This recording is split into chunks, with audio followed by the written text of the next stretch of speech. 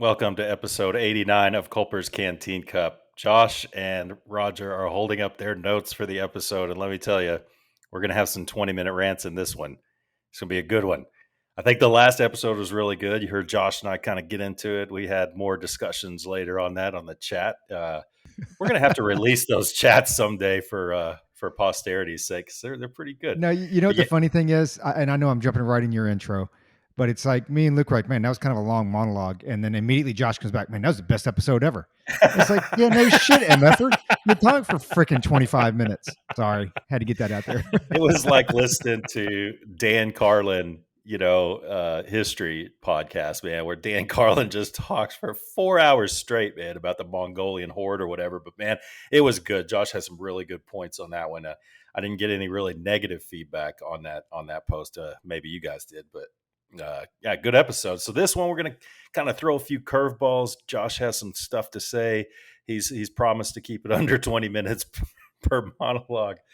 But I tell you a couple things, Roger. One, I want to get your view on one thing, and then your background on another. So I saw a crazy commercial last night. TV's on mute. I keep it on mute most of the time. I turn on the closed captioning, like you and our buddy Scott told me to do, and it's changed my life. Good. Thanks for that. But I saw this commercial, and it was a straight up, not a DeSantis for governor commercial. It was a DeSantis, look at how great I am commercial, right next to Ronald Reagan. Like they had them side by side, and Reagan's given his 1964 speech for Goldwater, the one that kind of launched Reagan, and they're comparing him to DeSantis to Reagan. I'm like, I looked at that commercial, didn't even hear the sound. I go, he's running. And I think I texted you guys that. So your thoughts on that, and then we're going to kick it off and talk about the Michael Sussman trial. Just kind of kick it around one time. Josh has a lot to say about that. So does Roger. They followed it closer to me, so I'll kick it straight to Roger to kind of give us some background on that. So to start off with the DeSantis commercial, it was crazy because I went out to Fresno to visit some friends and do a little bit of work, and I think it was on Fox News or whatever channel it was, and it was, I don't know, 7, 8 o'clock at night, and it was the first presidential commercial I've seen for Ron DeSantis. Now it wasn't him, right? It was like a pack or whatever. Hey, call this number and press 1 or whatever. So, clearly the feelers are out there now. Here is the one thing that is going to be very tough for, I think, for him to overcome if he personally starts to get involved in a lot of this stuff. Is it's early, right? And there's a reason why they call it the October surprise, because you can't drop that shit in July or May, and we've talked about it in a couple of episodes. Hey, is this too early? Like right now everybody's on the gun thing. Is it too early? Is it too early? Because can this actually ride out to November? And history shows that it can't. So I guess that would be my one concern with DeSantis if he personally gets involved. Well, one, I don't see him doing it before the midterms, right? I mean, you got to win. If you don't win, and if you don't win in convincing fashion, I don't know they gain the 55 seats that the far right thinks they're going to get. I think they get more than the 25. That's like the minimum. They probably land somewhere around 40-ish or whatever. But if you don't come back or come away with a convincing win, you may have to relook a couple things. But he's Trump without the Trump. I mean, I think all of us. I love his policies.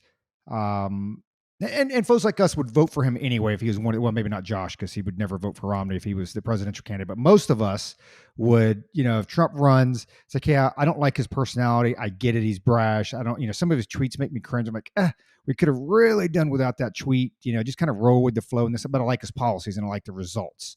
Where DeSantis, he is. I think he's got that. He's got that assertiveness.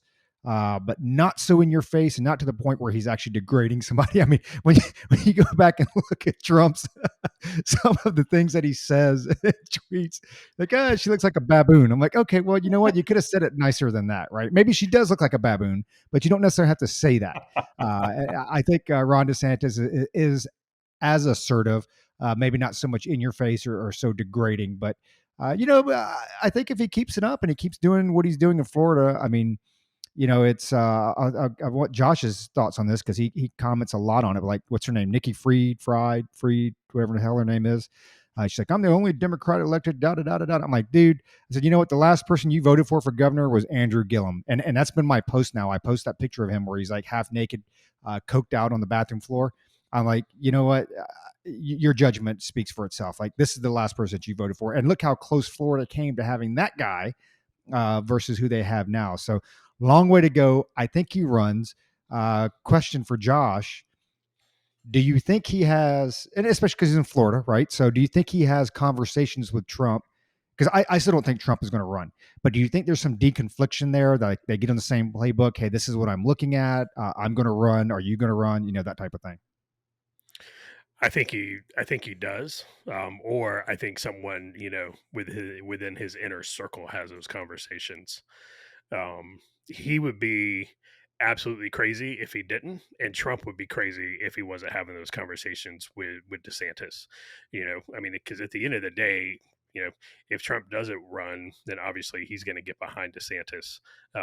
But so there'll be allies. But if Trump does run, then he's looking at, right now as it stands, DeSantis is his main, opponent. For the nomination. I don't see anybody in the GOP field that comes remotely close that can contend with Trump. As it stands right now, except for DeSantis. And I think you're right. I think DeSantis does. I think he beats Trump. If both of them run, just because as you say, DeSantis is more polished. And his experience as a governor, it's good. And he's young. And And he's he's young. young. He's young. He's very personable. I read a lot of the local newspapers, in and around the Panhandle, and everybody that meets this guy, other than Nikki Fried, who's on the far left. She's the agriculture commissioner for Florida. She's the only elected Democrat, in the state government.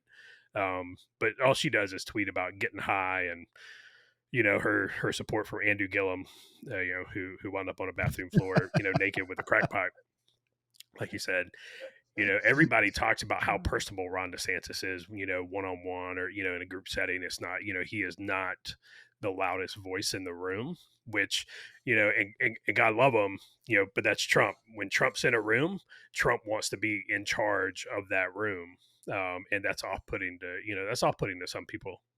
So I absolutely think he runs. I absolutely think he's having those conversations with, maybe not with Trump directly, but he's having those conversations with, possibly Eric or Don Jr., somebody in Trump's, his inner circle. So, yeah. I'm with you guys. I think you guys are pretty smart. I didn't realize that DeSantis is 43, which makes him a bona fide like Gen Xer, man. Yeah. So He's one of us.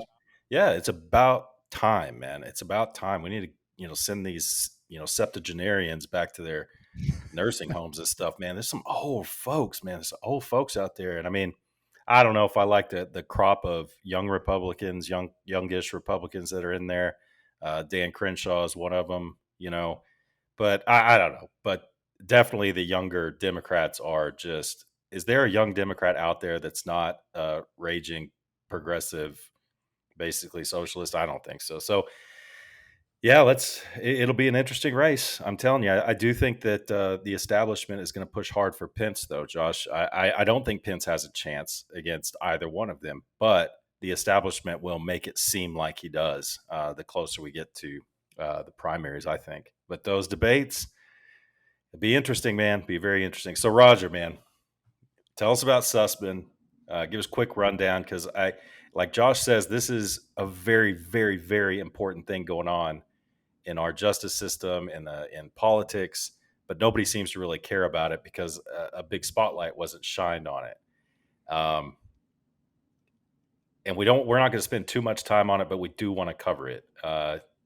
Because again, I don't think a lot of people know about it. So tell us what's up. You and Josh, go at it.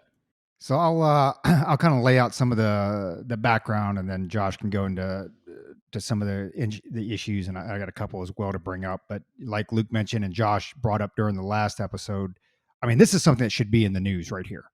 It should be in the news, and when you talk about a two-tier justice system. I mean, the Democrats automatically like to say, well, it's black and white, it's all racial, da da da. And no, it goes way deeper than that. And a lot of the points we agree with, just not to the extent, or maybe they're categorically wrong or incorrect in what they're arguing for.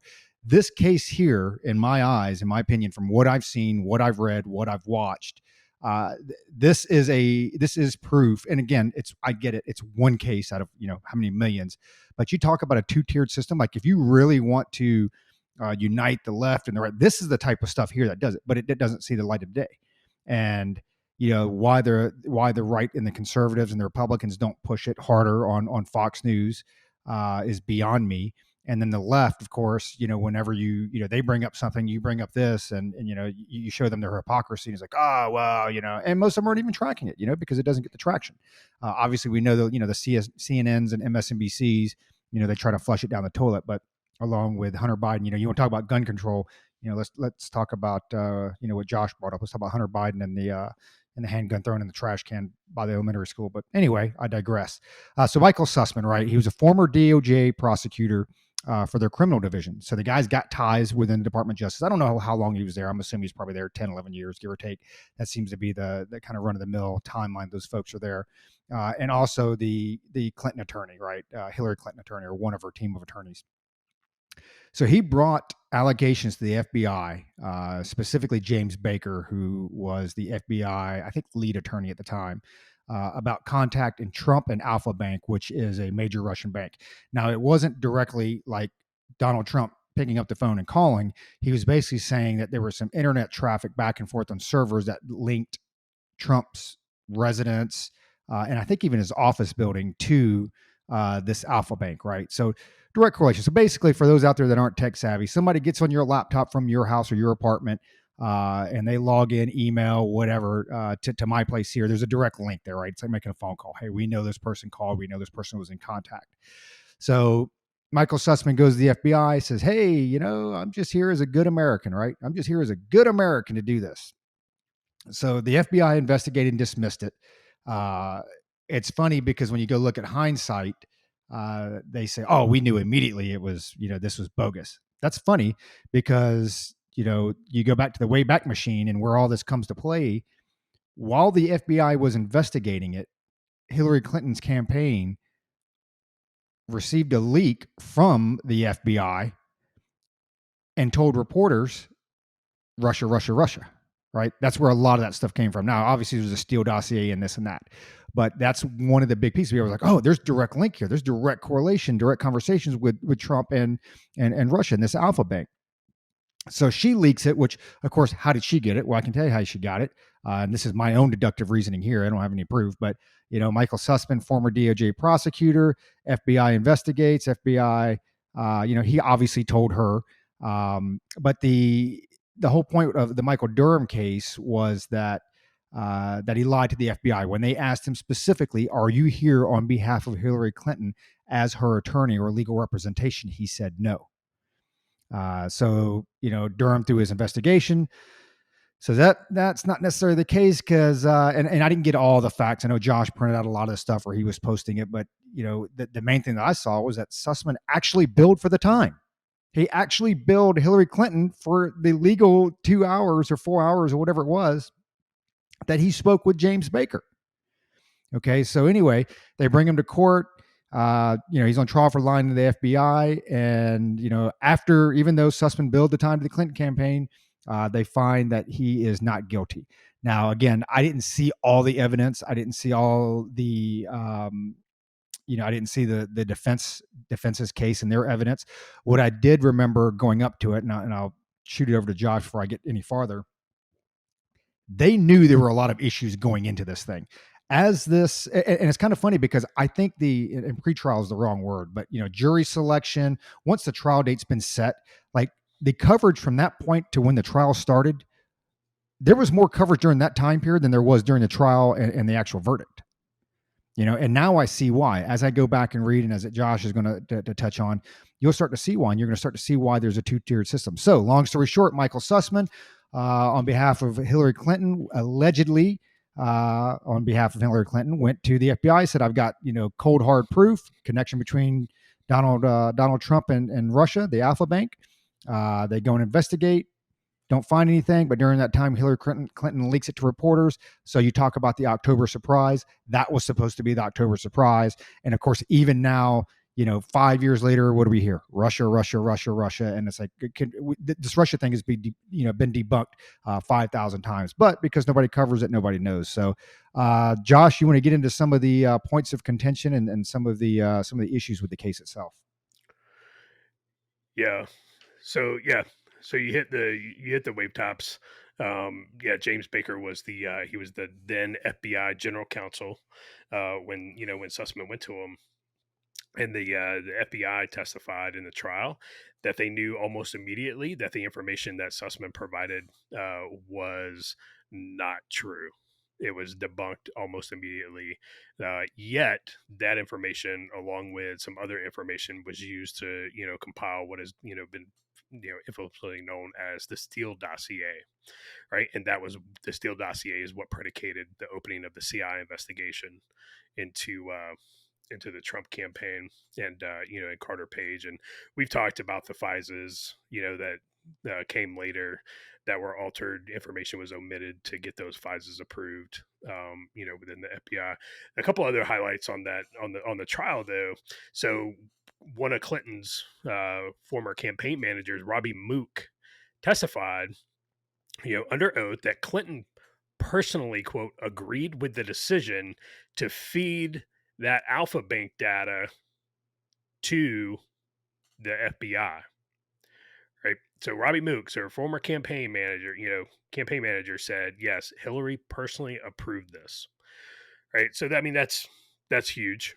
Why, and he really has no reason to lie about that at this point. You so when you talk about billing the time, Sussman even went as far to bill the Clinton campaign for 2 thumb drives that he purchased from a Staples down off of K Street, which I've been in that Staples before, right? During some training in some schools, I've used that Staples before. He billed them to the Clinton campaign there in his office. Now, you talk about all of this, so this information, where did they get the information from? Showing that the Alpha Bank and the Trump Tower and then his residence had a connection. They got it from a guy named Joff, and Joff is a longtime Obama associate. There's a FOIA in right now for communication between Joff and Barack Obama directly.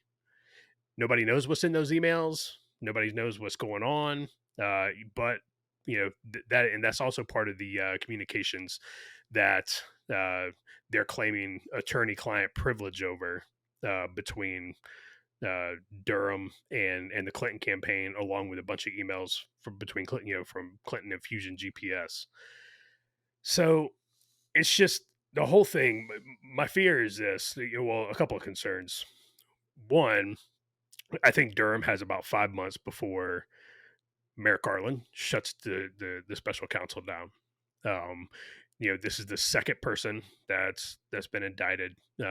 He was tried, and the jury pool. You bring up the jury selection. The jury selection was absolutely criminal. You talk about a 2-tier justice system. One of the jurors' kids plays on the same sports team as Michael Sussman's kid. Right? Now, let's talk about the judge. And there was some issues with the judge not allowing certain evidence in, and overruling on a couple of things. The judge is married to the lawyer who represented Lisa Page. Everybody remembers Lisa Page from Page and Strzok, and who officiated their wedding? Merrick Garland. So DC is just it's incestuous. It's ridiculous. So after all of that and all of that testimony, Sussman was acquitted. Shocking. And so it drives home the fact. You look at what they did to Mike Flynn. You look at what they did to Donald Trump. You look at what they did to Trump's kids. Going after him. and they were still trying to get Donald Trump, and it was like, oh, the walls are closing in with the New York, tax investigation, and finally they shut that down because all the prosecutors on the team quit. They quit, and they were like, this is a witch hunt. There's nothing here. We've seen it, and it's just, and they all walked off and quit. And the New York Attorney General finally had to walk away from that one. This is what starts revolutions. When you have an elite ruling class, and you're right, it's not a race thing. You have an elite ruling class, the justice system, one of the justice system works for them, and the other justice system does not work for us commoners, us serfs. And you start taking a look at what happened in the French Revolution, and elsewhere. Man, it wasn't races, right? It was class. And we've had class warfare disguised as race warfare in this country for a long time. So I'll throw it over to Luke. That's all I got. Luke, I do want to ask you this question. What are your thoughts? Why do you think the FBI had an office inside of Perkins Co. law firm, which was Sussman's law firm that he worked for? It was also the law firm that represented Fusion GPS and others since 2012. Well, there's no such thing as a deep state, so it couldn't be that, obviously. But I do know, if we're looking at counterpoints and like, oh, it could be this, we all know why they were probably there, the real reason. But I do know that Sussman was a cybersecurity lawyer. Yeah, he was a cybersecurity lawyer, and I know that he was doing some work for the White House before Trump. So maybe it had a nexus there. I don't know, dude. It's crooked as hell, and y'all are absolutely right. It's excuse me, it's a two-tier justice system, no doubt. And a lot of times, the three of us will go back and forth about the death penalty. I think our justice system is broken. Josh, not only do I think that it absolutely works for the ruling class and the elite and doesn't work for us, but it actively can work against us to silence dissent, to silence, hey, you're getting too close to this, you better shut up. And if you do a deep dive into the justice system just over the past 40 years, it doesn't work perfectly. It can, but it doesn't work perfectly at all. And the three of us go. Roger has something to say, but let me finish this thought and I'll kick it to him. But absolutely, it's not perfect, and the three of us have discussions about the death penalty. And practically, philosophically, I'm for the death penalty. Philosophically, I get it. I think it should exist, but practically, and we're not going to get, this is not going to be a death penalty podcast. Perhaps we'll do that in the future, but practically I'm against it because the justice system is so effed. It's so effed. But okay, so Roger, you had something to say. Go ahead. And yeah, I was actually going to ask you a question. So with what Josh brought up, okay, you talk about the jury pool, and this is when Jonathan Turley was during this jury selection. He's like, yeah, this is done. This is over with before it even starts, right? So you've got everything Josh mentioned, and on top of that, then obviously an Obama appointed judge, 3 Clinton donors on the jury that the judge asked, hey, can you be impartial? And they were like, oh yeah, sure. Okay, sounds good enough to me, right? And then you've got the one that Josh brought up with the juror's daughter playing on the same team with Sussman's daughter, that the prosecution filed a motion to dismiss that juror. And of course, the Obama appointed judge with the connections said no. So this, and the trial was held in D.C., I'm assuming, right? I think. And I'll throw it right back to you. What are the odds, right? So you go to jail, you get arrested, man. You go to jail because you're beating some illegals down on the border or violating some American rights or whatever, right? You go to jail. What are the odds of you pulling a juror that has a kid on the same sports team as yours? What are the? You have a better shot. I mean, how many people are registered jurors in DC? It's got to be a lot, right? I mean, what are the odds that they pick that one person who's got a kid who's on the same team? Come on, man. They took the term a jury of his peers to a whole other level. like a Clearly. jury of his peers that come over for dinner every Saturday afternoon and barbecue and stuff. Man, I mean, yeah, DC is definitely a cesspool. That jury selection was, again, it just, the whole thing makes me sick. If you look at the Wikipedia page for Michael Sussman and, what the trial was all about, even the Wikipedia page is just like already, it's like, well, obviously he was guilty. I mean, he was acquitted. Obviously he was not guilty. This was all nonsense. Anything Bill Barr talks about, anything Durham talks about is all just debunked conspiracy theories. And the whole Russia thing did happen. Trump colluded. I mean, unfortunately for Trump, he will go down in modern history, if you will, contemporary history, as the president who colluded with Russia. Despite the fact that it did not happen, the proof is there. It's sickening. And Josh is going to put out a very detailed blog post on this. Josh is really good at putting those together. He'll probably put that out, I'd say, maybe this week, maybe this weekend. Might be some good weekend reading for you. Also, head over to www.culperscanteencup.com, hit the blog little tab at the top, and head on over there and check out what Josh has to say. You might learn something or another. One thing we chatted about today was how often we're right. And we love talking about how often we're right. We are wrong occasionally, but we're right more than we're wrong, and especially on the stuff that's coming down the pike. One of the things that's just mystifying to me, you've got Janet Yellen. Okay, she's if you look at the academic credentials, if you look at some of the stuff she's done in the past, I can't say that she's a complete idiot. I mean, she's got the intellectual capacity to be able to handle big problems. I mean, all the time Ben Shapiro says about Pocahontas, Elizabeth Warren, he says, she's not stupid. She's a politician. She's not stupid. She was a professor at Harvard and wrote some really good papers, according to Ben Shapiro. I feel the same way about Janet Yellen. But I mean, she says, Josh, Janet Yellen says, we just couldn't see inflation coming. We just couldn't see it coming. Meanwhile, we called this the minute they started handing out stimulus checks. Now, before I kick it, so how can we be so right? How can we be so right? Janet Yellen, who's at the levers of power for decades, who knows how this stuff works, they're so wrong about it. Do they just not want to admit it, that it's going to happen, or can they really not see it coming? I don't know. And the stimulus checks are one thing. The stimulus checks, of course, that's going to cause a little inflation, but it was the whole package, dude. These companies getting all of this billions, and billions of dollars just right into the system. All three of us know people who greatly benefited from that COVID package. And truth be told, a lot of people who benefit from it didn't need it at all, did not need it. So Janet Yellen doesn't see inflation, or she admitted she was wrong about inflation.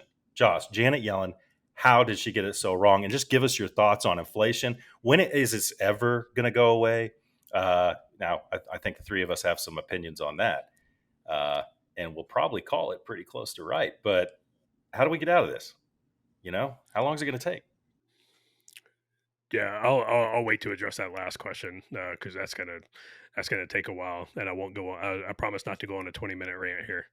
So when they first started issuing out the stimmy checks, we were like, you cannot. Luke's timing me.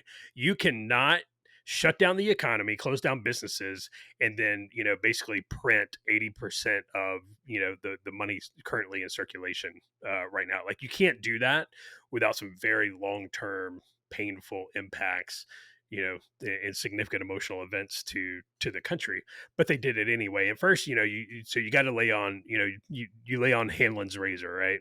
And so, and we know, for those who might not, Hanlon's razor, it's an adage or a rule, the states never attribute to malice that which is adequately explained by stupidity, right? And you're like, there's no way this, they're not doing this intentional. Maybe, you know, maybe they are dumb. Maybe they understand how this works a little bit better than we do. Maybe I just heard my high school economics teacher wrong. Maybe I don't understand this. Um,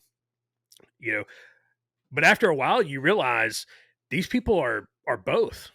they're doing this through malice and they're stupid all at the same time. Um, so the inflation piece. So let's run down just a real quick timeline. So January 2021, Biden takes office. Inflation was just on a little less than 2%. May 2021, it's at 5%. And I'm going to use, these are all approximate averages. Psaki says that's when she comes out and is like, oh, it's transitory. June, 5.5%. Biden says it will go up and then back down, right? Like he's like it's a law of gravity or some shit. July, Yellen comes out and says, it's transitory. It's about 6%. Again in July, it's about 6%. Biden says long-term inflation, quote, is highly unlikely. August, Psaki is at 6%. Psaki comes out and says it's decelerating. September is at 6.5%. Biden says it's because of big meat. Remember when he came out and he accused all the meat producers of the reason why groceries were expensive? Okay, guy. Then October, it's about 7%. Ron Klain comes out and says, well, it's only affecting, the high income folks. It's a rich people problem, right? Don't worry, poor person. Just keep being poor and you'll be fine. And so in November, it's at 7.5%. Psaki comes out and says, well, this is COVID's fault. Then you go roll into December and it's Christmas time, and that PS5 is a little bit more expensive, and Biden's like, it's at its peak, right? It's at about 7.5% then. Coming to January, it's at 8%, and Biden says, well, it's the supply chain's fault, right? Producers, and manufacturers, they're screwing it up. And then in March, this magic thing happened. Putin re-invaded the Ukraine, and all of a sudden it's over 8%, and Biden says, well, this is all Putin's fault. This is all Putin's fault. So the current rate as of May 11th is 8.3%. The next official published date set for June 10th, which I believe is in 2 days. And so we'll find out what it is, and we'll find out if it's still all Putin's fault. How do we get out of it? Talked about this a little bit before. The Federal Reserve.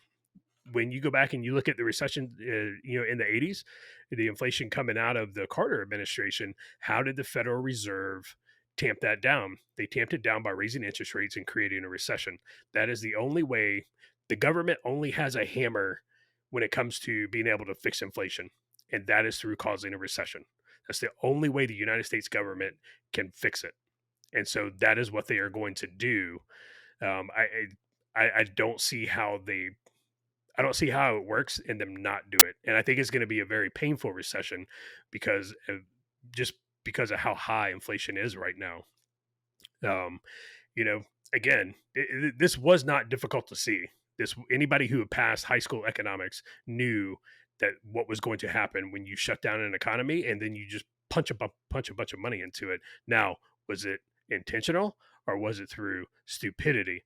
I think it's through both.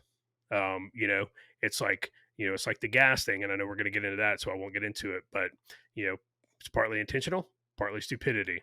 So, Roger, my question to you is, how much higher do you think inflation is going to get? It's funny because there's going to be the government number, and this is what they're going to play on. Okay. And this is the two different realities we live in. There's the government numbers that they're going to kick out. And then there's the numbers of what you're actually paying at the pump, at the grocery stores for goods and services and this and that. So when you look at how inflation is calculated, it's generally done year over year. Okay, so it's the price increase, so when you look at inflation numbers, they'll look at May's inflation numbers versus May 2021. Okay, and if prices don't continue to go up, that inflationary number starts to come down. So it gives you the impression that, oh yeah, we're on the right track. Well, no, you're not. You're still sucking. You're just stuck at the fucking top, right? That's the two realities. And I guarantee, I didn't even drop the F-bomb. I didn't want to check the explicit box on YouTube, but it never takes us long, it seems. At least it went 36 minutes. But it's the two different realities, because I'm telling you, mark my words, when you look at 12 months, and you're already starting to see like 0.2% decrease, this and that, right? Because I mean, it was like 8.5%, 8.7, 8. I mean, it's extremely high. Okay, you won't continue to have inflation unless you're Venezuela of 9, 10% year over year over year over year. It's just not going to happen. We will cease to exist as a country at that point. But what happens is inflation ramps it up to 8, 9, 10%, and then it stays there. Well, guess what? It's kind of like unemployment. Eventually, those numbers just fall off the end. Hey, man, unemployment's low. We're good. No, because the people that were unemployed for 24 months fell off the data. And that's what happens with inflation. So, you're going to start to see it around the midterm time where that number starts to creep down a little bit. And they're going to be like, hey, yeah, man, our policies are working. If you listen to KJP, I mean, it's the greatest economy in the history of the world, right? Even though that you don't feel it, but there's going to be a very different reality for those of us that are out there. And the first thing they got to do is control gas. I mean, it's you can get away with inflation for goods and services. You can't get away with it at the pump because people see it at the pump every single day. Okay, you go out and it's like taxes. Everybody hates to pay taxes, but you know what? Tax day comes and goes, and you get your prostate exam and it's painful, but you know what? You forget about it. Good till next year. And unless you have a large family, a lot of times it can be that way with groceries where you're not buying groceries every couple days. Gas, man, people are putting gas in like every 2 or 3 days. People can't even fill up their gas tanks, so they're putting gas in like every other day. Somebody else, I forget who it was, that pulled up to a gas station recently and found that the person in front of them, could only put $5 of gas in there, not even a gallon, because payday's not till tomorrow. And then tomorrow they'll go put another 2 or 3 gallons in. And so they got to bring gas down. But to Josh's point, and he brought this. So I know when we first brought this up, we brought this up on the 7 December episode back in 2020. And that's when we went through Joe Biden's cabinet. And we specifically brought up Janet Yellen because she's got a lot of history. Okay, this is, and we're just 3 nugs. All right, we're 3 nugs that get on Wikipedia. And I know for all you scholars out there, well, you can't use that as a reference. I get it. But it does provide you some threads to pull, right? So we're 3 nugs that get on there. One, we have a decent memory, though it's fading. We've got some Gurgle access, and we read a couple articles, man, and it's not hard to figure out. We went through the cabinet with Antony Blinken and Jake Sullivan and the Arab Spring, and I mean, all this stuff is there. People, problem is that people have a short-term memory. But this is the conversation we've had for at least a year and a half. Josh always thinks I'm on the other side of this, and I don't. It's kind of like Luke with 2A. I actually, right now, Luke, I know how you feel about the 2A because Josh thinks I'm this way with the national debt, where the Democrats believe that it does not matter what the national debt is or what our deficit is. Okay, that is the truth, and that is a scary truth. That is not like anecdotal. There are a lot of high-profile Democrats that say it doesn't matter if our national debt is 20 trillion, 30 trillion, 50 trillion, 100 trillion. They don't believe it matters. And what you're starting to see right now is that, oh yeah, it actually does matter a little bit. Oh yeah, it actually does matter a lot. So, before I go on too long with that, that's the 2 realities that we're going to come into. And I have to go back and check the months to see when it really started, where we started to see that 5.5, 6.5, because once you start to come year over year on that, those numbers start to stabilize. It's still high. Okay, you're still paying $5 for a loaf of bread, but it's no increase year over year. And I guarantee if you look at what KJP is doing right now, which, I guess they've already fired her because they had to bring in Matthew McConaughey to speak at the presser because she does such a shitty job. But, if you listen to her, it's like they live in 2 different realities. Oh, everything's good. Going, before I throw it to Luke and this guy from Newsweek, Charles Lipson. So apparently he listens to Culper's Canteen Cup. Because I think last episode I listed like the 3 things, the Biden's, 3 stages of, addressing a problem, right? Well, he actually expanded it. The Biden administration's 5 stages of grief. So what he did was he took R3, right, added 2 more to it, and then published it in Newsweek. And he's probably got about 2 or 3 more readers than we do, million, that is. So his Biden's 5 stages of grief. Number 1, it's not really a problem. You just think it is. True. Number 2, it's only a problem for some people, especially rich people. It doesn't affect ordinary folks. 3, it's only a temporary problem, Of course, he should have used the term transitory, right? Everybody loves transitory. Although folks may be feeling some pain right now, it will go away soon thanks to our policies. Number four, the problem is lasting a little longer than expected, but none of the experts anticipated that. The president himself is working hard to fix everything. And the fifth and final stage is it's not our fault, and there's nothing we can do to fix the problem. Who is to blame? In 2021, it was Trump. In 2022, it's Putin. So, Luke, kind of want to get your thoughts on we're not the smartest guys in the world. I get that. I mean, sometimes we think we are, and I think we're smart on certain subjects that we have a lot of experience in, but this isn't rocket science, right? I mean, when you look at, and again, not even just the Janet Yellen thing. I mean, and I think it was Josh talking about gun violence and climate change. Good Lord, man, it was painful. And, watching her testify, and you had Tim Scott, and I mean, going back, I guess you asked this to Josh originally. It's like, do you actually believe they don't see this? I mean, there's no way they truly believe their policies are working, right? I mean, KJP, I get it. She's got a crappy job. There is no way they believe that their policies are helping the situation. I think it may just be they're pushing an agenda. When you look at the fuel thing, which you can get into, it's like, hey, the objective is to go to electric vehicles. So all this other stuff is smoke and mirrors. So, I mean, so what is it? I mean, do they not see it? Do they just have a different agenda? I think it's a combination of all of that. I think it partially is agenda driven, right? Let's break the back of the average American and convince them that spending $60,000 on an electric vehicle is the only way out of this because fuel prices aren't going down. And Joe Biden is the Biden administration, I should say, along with his cabinet, is saying, well, there's really nothing we can do about it. I mean, we're just going to have to see how this plays out. And so I think it's partially agenda driven. I think there is a block out there that Roger's experiencing inflation in his household air temperature right now. I can tell you that. You can already see the sweat forming on his forehead. But I do think there's certain blocks that are more than happy to see gas prices go up. But those blocks aren't living in the inner city. They're not living in in the declining suburbia. Presidents are never, hardly ever. I don't remember the last time president saying, "You know what, this is my bad." That never happens, dude. It didn't happen with Trump. Didn't happen with Obama. It's a rule of politics. You never admit you're wrong. You make an excuse. So there is a lot of excuse making. Do do they think that their policies are actually good? They have to.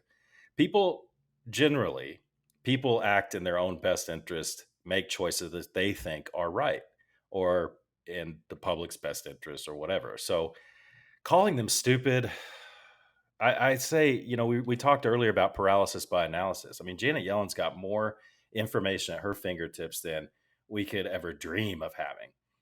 She can find out anything she wants and, put that through the analysis machine of her experience and, her multiple degrees or whatever else she's done. And surely she would come out with a better end state than what we would predict. But at the same time, it's paralysis by analysis. We're three simple guys, informed. I'd say we're moderately intelligent, but we're informed and we're simple dudes. We don't get bogged down with that too much analysis. We don't think about things too much. You take a simple premise or a few simple premises and come to a conclusion. And if that matches up with reality and what you've experienced in the past, we're right a lot. That's all there is to it. I just saw something real quick. Speaking of being right and wrong, AOC just said Chicago gun violence is Indiana's fault.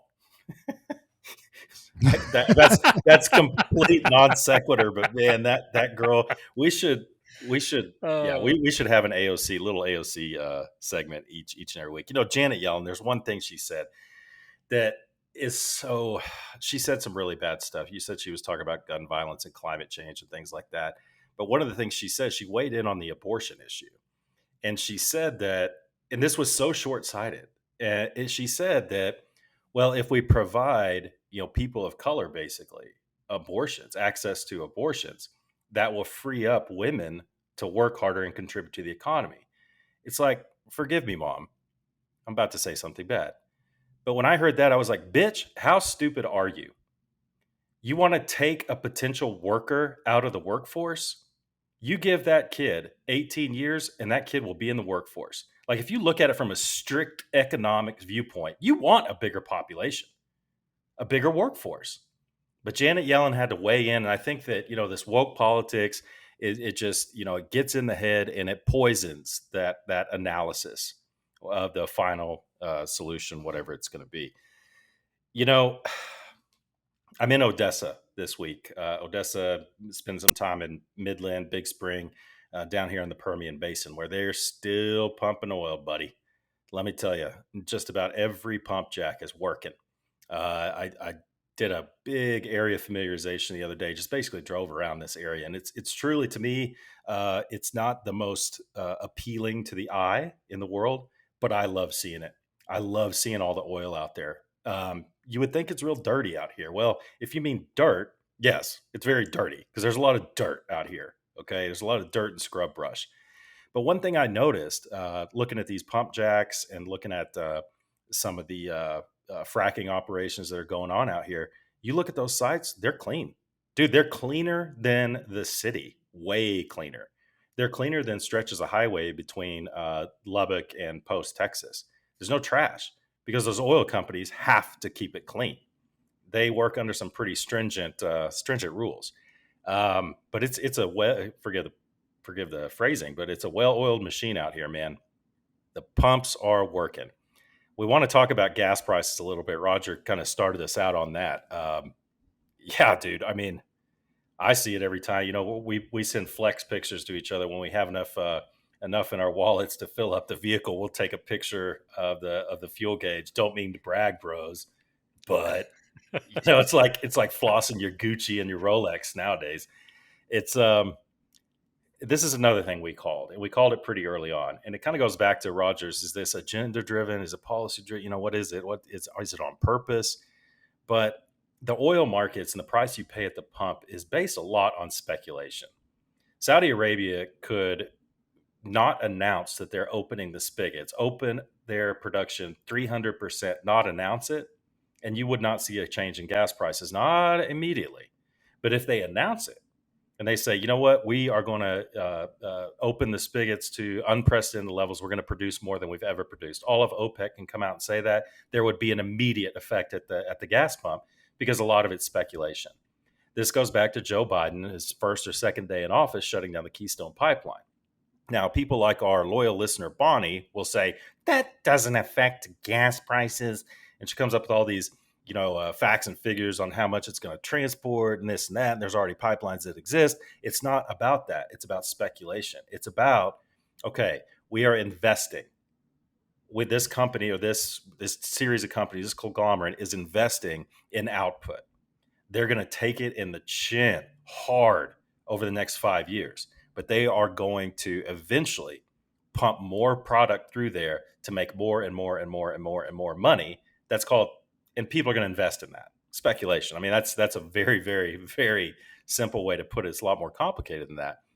But again, Josh, this gas price stuff, petroleum. Saudi Arabia recently announced they're going to hike output by 50%. I'm going to hope that you read my mind. And Joe Biden was supposed to go over there at the end of June, but I think they pushed that to July. Now, what do you think that conversation in Saudi Arabia is going to sound like? If you want to cover a little bit of Yemen on this, if you would, and then let's talk gas prices for a second, man. Kind of the same thing with inflation. And like Roger was saying, you can't, and Josh, you can't talk about inflation without talking about gas prices. We should have probably put gas prices up front because that's a big driver of inflation, especially at the grocery store. So go ahead, Josh. I've talked too long. Yeah. So that conversation, the second time, because the first time that Joe Biden reached out to the Saudis, they blew him off. They didn't even pick up the phone. It was like, it was like when Benghazi was calling Hillary at 3 a.m., asking for help. That phone just rang and rang and rang. So, the Saudis more than likely, okay, they're going to ramp up production, by 50%. That conversation absolutely went to, we are going to, do one of two things. We're going to do some Ali Noor stuff to help you with the Houthi rebels in Yemen, or, it'll be a little bit more overt. I think it's probably going to be the former. rather than the latter. Because the last thing that Joe Biden and the administration wants right now is that they're publicly bombing kids again.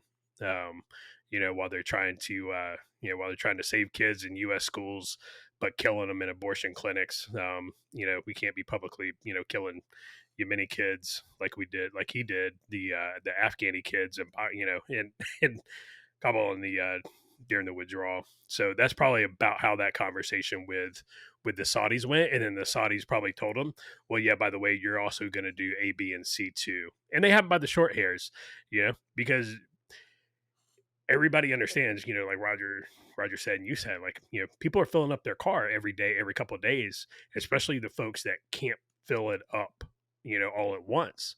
They're having to do that every day, every other day, and that's super painful. And the last thing that this administration needs is, to roll into not only just the midterms, but 2024, when with the economy in the gutter. Because at the end of the day, man, and there's been anecdotal, but there's been interviews and snippets here and there. People are like, you know what? I didn't like the guy before him, but gas was $2 a gallon. And I could go and I could buy groceries once a week, once every 2 weeks. I can't do that right now. So and then you have the whole gas thing. So right now, according to the U.S. Energy Information Administration, that national average gas is $4.87. AAA has it at $4.95. All right, it's over $5 in 13 states. And you said it, Luke.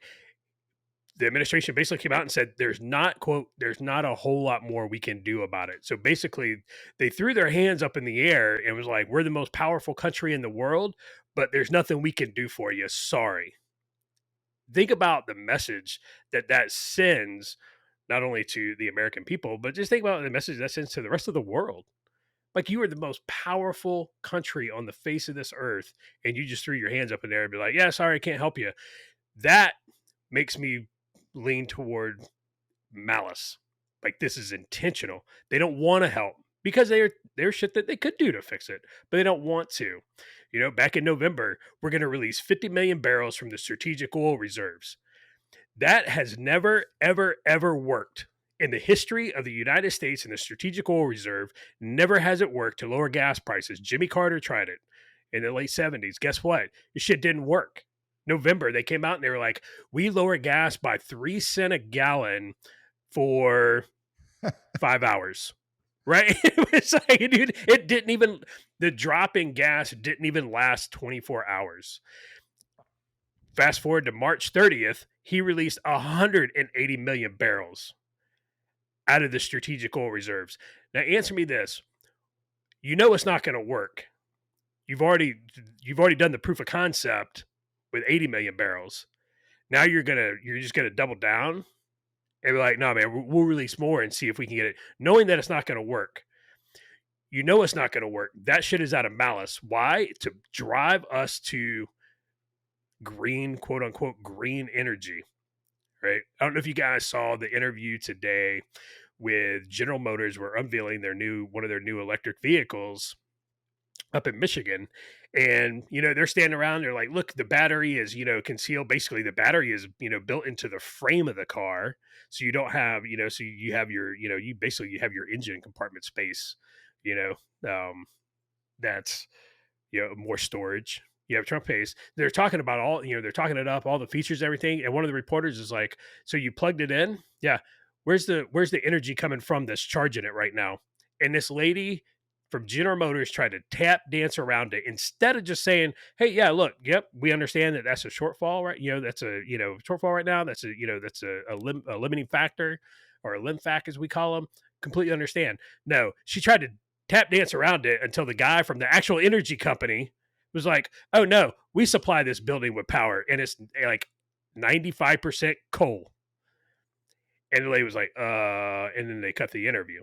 It's and then you have, this is the other one of my favorite. And I posted this on my on my book of faces. Senator Debbie Stabenow, she's from Michigan. And, they're in this, they're in this congressional hearing about gas prices and what are they doing. She chimes in, and I quote, "On the issue of gas prices, I drove my electric vehicle from Michigan to here last weekend and went by every gas station, and it didn't matter how high it was." End quote. Stop being poor. Right? Like, F those poor people. She's like, "I drove my electric car and I didn't have to worry about the price of gas, so I don't care." Oh, I'm sorry, you poor people. So pulled up the census, the 2020 census. The median household income in the state of Michigan is $59,234, right? According to Kelly Blue Book, the average cost of an electric vehicle is $56,437. I don't understand why those people in Michigan who make $59,234 a year can't just stop being poor and go buy themselves an electric vehicle. But that is what it is. Like I'm telling you, like this is class warfare. They don't care, and then you have Mayor Pete. Where in the hell is Mayor Pete at? Is he back on leave to breastfeed again? Like what is going on? Where is he at? And then you have, the sky is green. Yeah, the sky is green. You have KGB standing up there and saying the economy is great. The economy is fine. The economy is operating as it should. And you're like, there are people who can't buy groceries. There are people who are already starting to ask and starting to look for remote work so they don't have to commute into their place of work. You take a look at a lot of places and, people who are making, minimum wage, a little above minimum wage. I don't know how they're making it. I really don't. Dude, even Roger's gone to buy an old granddad. Roger's not buying. Crazy now. You're not getting that crazy. Roger's not buying. He's not buying Pappy anymore. He's buying. Dude. He's about to drop down to the bottom shelf and get that plastic bottle of Military Special. Yeah, it's crazy. We'll see what happens, but something has to give because the economy is about to shut down. Because I know one person personally who has already quit their job because they literally said, "I can't afford the commute anymore," and they quit their job, and they're looking for work right now. So again, anecdotal, but I can't imagine that it's that's a rare instance of what's going on right now. So throw it over to Roger. And one last question for you: how much is diesel out there in Apache Junction right now? Well, it's funny when you talk about diesel prices because in the forums, everybody talks about, "Oh, I'm glad I have a gasser. I'm glad I have a gasser." And hey, man, people drive what they want. Put whatever the hell you want to in your vehicle. I know with like Ford pickup trucks, all of your Ford pickup trucks that are gassers require premium fuel. I pay less per gallon for diesel than what you pay for premium fuel. Now, a lot of people don't. I had a guy actually go back and forth and I'm like, "Look, dude, I'm just telling you what my manual says. You put whatever the hell you want to in there. I'm just telling you, if you don't use proper octane, you get knocking and pinging or whatever." But I bought diesel today actually for our trip, and I paid $5.49 a gallon. Came back from Las Vegas en route once you cross the border in Nevada. I think it was like $6.59, $6.49, something like that. So, I mean, it's getting ridiculous. And when we talk about the fuel prices, you got to remember, folks, fuel prices, food and fuel and energy is not even a part of inflation, right? That's not even calculated in that 8 to 9% or wherever we're sitting at right now. It's different because it's so like Luke mentioned, it's speculative and it's so volatile, go up and down, day to day or what have you. So they don't even factor that in to inflation. So fuel prices right now are effectively double what they were when Trump was in office. That's 100%. And what people don't realize, it's like this with every issue. There's so much ignorance out there because we're not saying, just go out in my backyard and burn diesel for the hell of it, right? And we're not saying that everything's got to be electric. It's like, hey, you have to take a holistic approach to this thing. They had one of the administration officials, and I didn't recognize the guy. I only caught a snippet of it, but they asked him specifically about the Keystone pipeline. And they were like, so are you for or against opening the Keystone pipeline? And his response, and this is indicative of the problem, okay, it's so short-sighted. His response was, well, there'd be minimal input to the global supply of oil. Okay. He misses the whole point. You have to take a holistic approach to this. By the way, Keystone Pipeline, open up some more leases on federal lands, right? Maybe subsidize, because even with leases don't mean you have oil. These are things that, yeah, of course, Jen Psaki would say, well, if we open up the lease today, that doesn't pump oil. No, you know what? You're right. Had you done that 2 years ago, though, you'd have some things coming online here in about 6-7 months, right? Keystone Pipeline, had you not shut it down, would be pumping oil right now, pumping more oil than what you were stopping coming out of Russia right now. That is a fact. And we're not just talking about oil, right? There's a whole, when you look at the sources of energy, they talk about, wind power, gas, nuclear, coal, biomass, renewable, petroleum, hydropower, solar, yada, yada, yada, yada, yada. You have to take a holistic approach to it. You do a little bit of everything because there are plus and minuses, pros and cons to everything. All right. Certain fuels can be stored for a long time. Certain fuels you can't store. You can't store in mass quantities. That's the problem with like natural gas when you need it on demand versus like coal, right? So when you get to your northern states, guess what? Not a whole lot of natural gas usage up there for heating. They use coal because you can store mass quantities, bulk, very cheaply, as opposed to natural gas that has to be piped in and stored in containers or what have you. But we're not saying just use diesel, just use gas, just use crude oil, whatever. You use a little bit of everything. The other piece to this that they don't realize, and I almost wish, I wish today, like the government would say, F it, all electric vehicles. I wish they would do that, because what you're going to find is, one, the grid can't withstand it. I mean, hell, Texas, where Luke's at, you guys can't even handle everybody cutting their damn AC on at the same time without having brownouts and blackouts or whatever.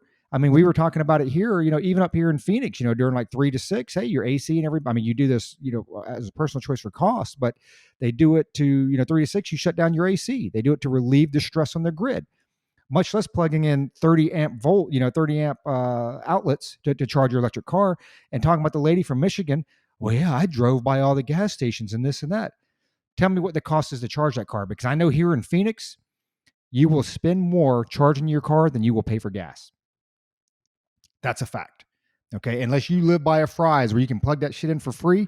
And oh, by the way, that's getting ready to go away too, because it's going to be baked into your food bill, right? And not just your food bill, but everybody's food bill. That's going to be baked in. But then when you look at making your EVs, Josh talked about, the average cost is close to $60,000, because I haven't seen an EV for $56,000. Sorry. They're $60,000 plus, right? And oh, by the way, when you need that, because lithium ion batteries, the minute you use it, they start to degrade, right? You know what a brand new battery costs for a Tesla? $15,000 right now. We'll just write another check for that.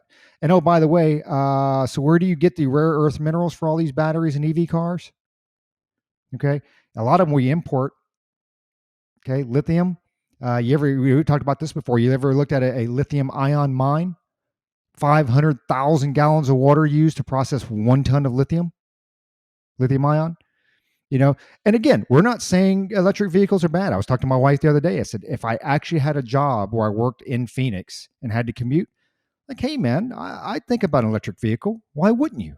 Right? I have a pickup truck for when I need to, to use my truck to haul things.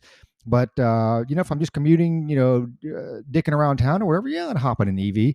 So you have to take a holistic approach, but that's not the way the left does it. And it's not the way the right does it either, right? It's just like abortions. You're either against it altogether or you're for it up to 28 days after they're born. I mean, it's like, no, the answer is somewhere in the middle there generally. And, with the fuel thing, I mean, Josh hit it on the head. For the administration to be sitting there saying, yeah, man, there's nothing we can do. I mean, here's what I pray and here's what I hope. Remember this come voting time. I put on the text earlier today that I had a friend, and we've known her for years, and she's a good person. She is generally a good person, but she's like, I just filled up my gas tank today, and it was $5 and yada yada, whatever in the hell it was. She's like, let's not make this political. We need to be there to help each other. No bullshit. That goes back to what we've been saying for years. When everybody's like, don't talk about politics at the table. Yeah, you do need to talk about politics at the table. That's the problem. Nobody wants to look and say, hey, and I don't care if you're Democrat, Republican, or whatever. You get to the root of the problem. How do you solve it? And what candidate is going to solve that for you? Democrat, Republican, Independent, Libertarian, whatever that the case may be. And I can tell you one thing that this has all done, and I've said this before, my boy who he voted all the local elections. He did not vote, at the national election for either Biden or Trump. And now when you look at all the gun laws and this and that, when you look at, the price of fuel, and we have conversations about it. I try to be realistic with them and be very objective over it. It's like, hey, like Barry said, elections have consequences. It is political. Because I tell you, when you go down the list of things, and I was reading just a random article today talking about the Biden agenda, when you look at the Afghanistan withdrawal, when you look at, because people forgot about those 13, dead service members, right, that didn't have to die. When you look at inflation, when you look at the price of fuel, when you look at the price of food, when you look at a baby formula shortage that they were told about back in October, and now, so they started the fire, right? And now, hey, look, guys, we're flying formula for Germany. Yay, President Biden. Yeah, it's a problem that we should have never had to begin with. A company, Abbott Labs, that produces 60% of the country's baby formula that you shut down, that, oh, by the way, had to come back and say, White House, you're actually wrong. The bacteria didn't come from our factory. We ran DNA tests on this, and it didn't come from here. Right, that they're still shut down. Now they got to go to court to try to get the factory back up and running. It's like, hey, you should have known back in October that, hey, we're going to have a shortage here. We need to do something now, right? When you look at that, when you look at the overall crime during Trump's administration, per 100, you had 380 cases per 100,000 people. That was trending downward. Okay, through his entire administration. The minute that Biden took over, immediately spiked up to 400 per 100,000, trending upwards. Okay, so crime is increasing. The border is a train wreck. Luke talks about this, on a daily basis because of how close he is to it, but it's a train wreck, and it's not even making the news yet. I mean, it's crazy. So, I'll throw it over to Luke, but it's, it's everything the guy touches is a train wreck. So do you think come the midterms, and I know we're in June, so we're not quite to October yet to where things start to matter, right? September, things start to heat up. Like September, October, it gets, crazy. Is there any time for the Democrats as a whole to recover between now and then? And then here's the other piece, because I see Twitter, you get on here and some of it just makes me want to drink. Do the people care? Do you think that what they are seeing today is going to register when they go to vote during the midterms? If everything turned around and the world was magically like it was in 2019, no, nobody will care. Nobody's going to care about Afghanistan. Nobody's going to care about the Keystone. Nobody's going to care about Nord Stream 2. They'll just vote like they normally do when things are normal. But I just don't see this ship riding itself before the midterms. I don't see how it's possible. I give a prediction. I think that stimulus checks might go out again, actually, to not everyone. But I remember a Biden administration was talking about sending out stimulus checks to offset fuel prices. Oh boy. So yeah, I don't see it.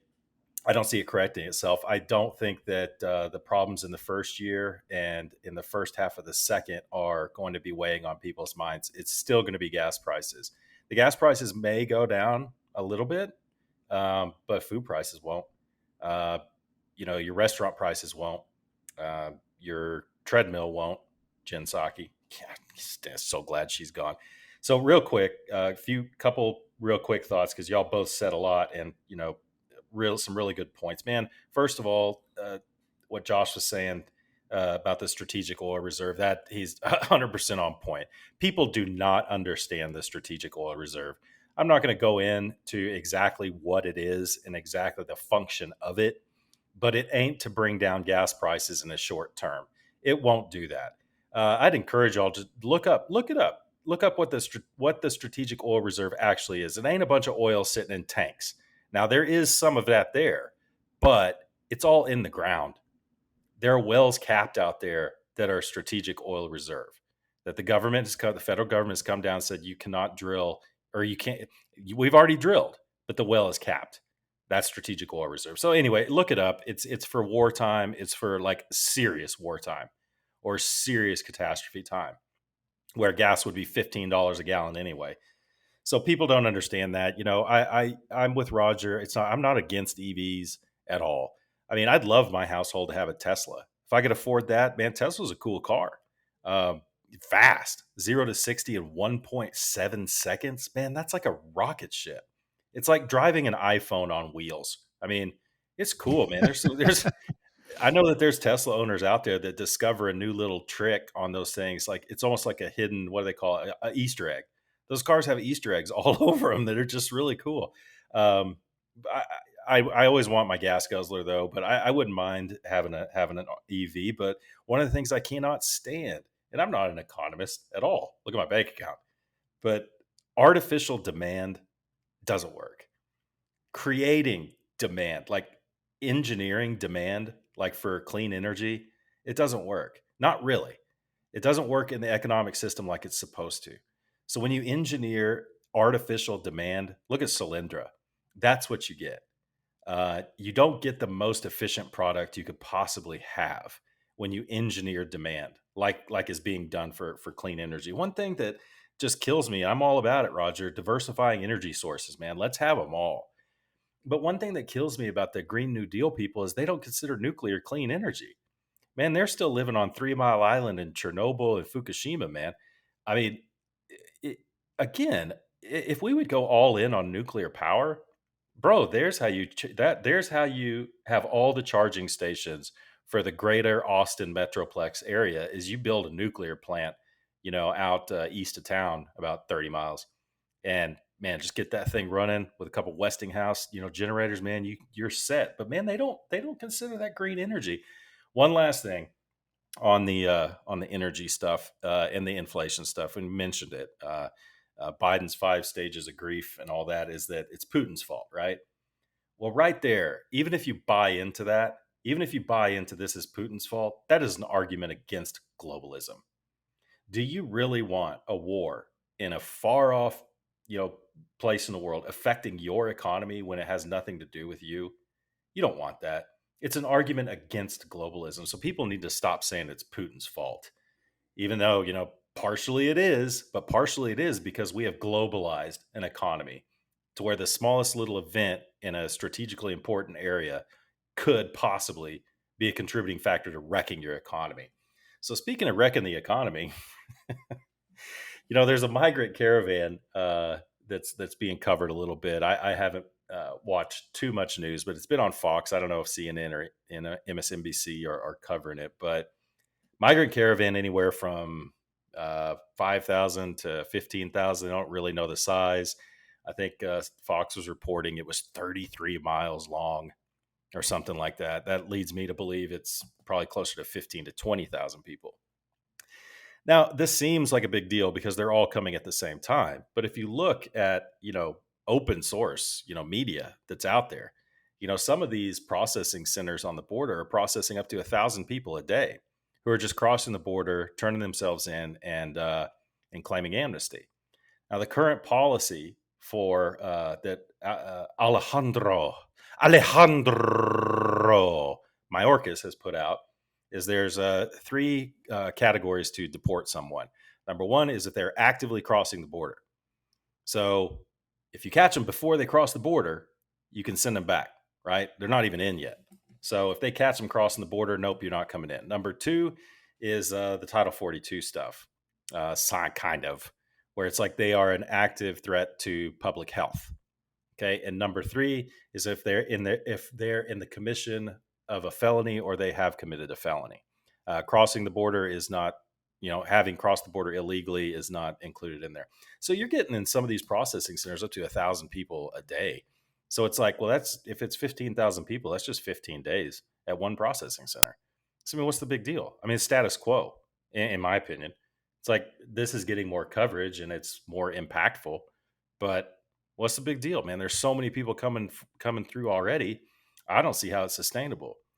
Josh, I mean, if you put pen to paper and look at how many people, I think we were discussing this the other day, how many quote unquote illegals there are in the United States, people who are being let in and given a court date. How long is it even possible to process them all? I mean, we're talking millions now. So you put pen to paper on how many immigration courts there are, how many judges. I mean, how long does it take? In my opinion, tell me if you think I'm right or wrong. I think the end game of this one, and this is one that we can discuss, is this on purpose? Is this just bad policy? But I think the end game on this is amnesty. And I don't necessarily think it's just for the votes. I think it could be for the redistricting 10 years from now. I think absolutely it could be that. But for the votes, I don't know. Yes, probably.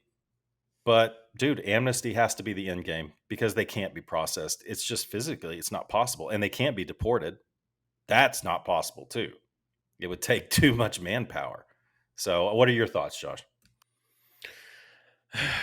So my thoughts on the whole thing, it drives me nuts, and it's super aggravating. All of it's super aggravating, but this is also super aggravating, because you cannot be a country without a border. You cannot do it. It does not work.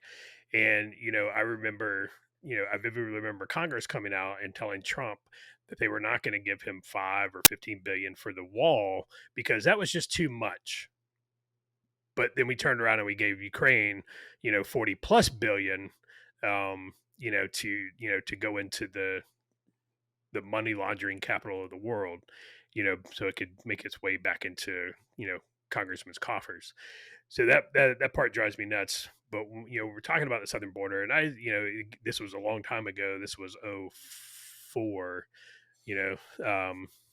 I was in a striker brigade up in Alaska, and we went and we sat in the boot heel in New Mexico, and we watched folks come across, and we watched the border patrol back then. They were understaffed and overworked, but they were out there, a lot of the border patrol folks out there, doing their job as best as they could.